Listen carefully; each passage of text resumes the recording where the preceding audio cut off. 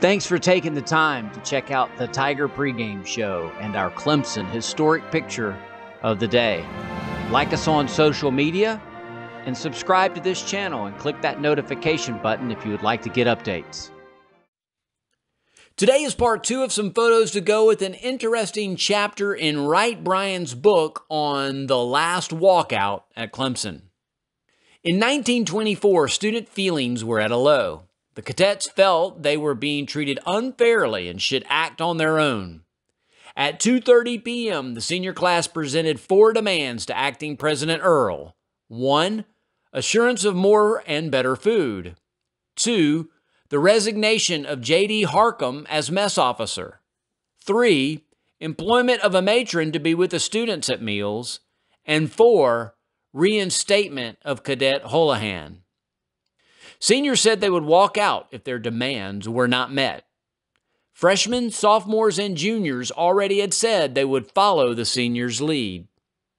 The walkout began when Acting President Earl rejected the seniors' demands or, in the board's view, refused to surrender to the senior class the authority conferred upon him by the Board of Trustees.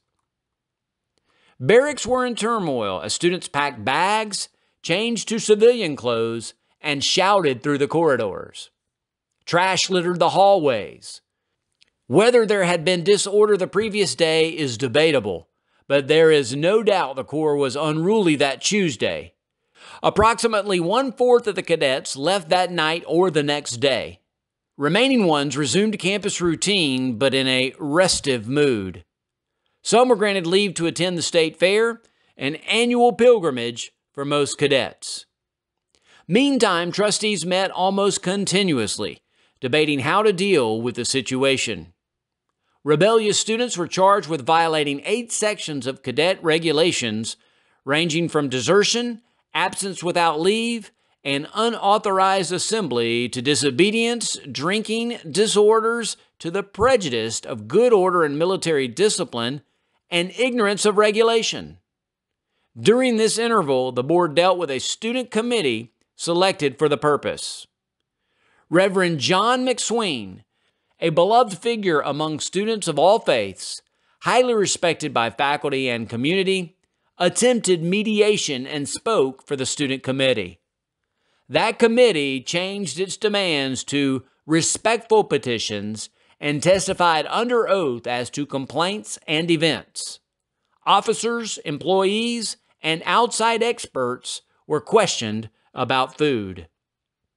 The subject of food occupies half of the board's final report on the walkout. The trustees' conclusion was that the mess hall was properly managed and the food more than acceptable, and that procedures ensured against serving spoiled food. Student reaction was skeptical. Maybe it couldn't happen, but it did. Finally, the board ended its deliberations and called students into the chapel to hear the decisions. The atmosphere was somber, and the verdicts were: 1. All seniors who left without authority and remained away 48 hours or longer were dismissed. Seniors who remained away less than 48 hours were suspended for the remainder of the scholastic year. Juniors and sophomores who remained away 48 hours or more were suspended for the remainder of the scholastic year. Juniors and sophomores who remained away less than 48 hours were required to walk 60 hours of punishment tours.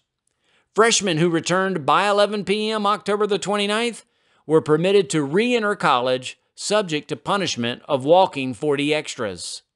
Seniors found guilty of attending the meeting on Riggs Field, knowing permission for the meeting had not been granted, were punished by suspension of privileges for the scholastic year.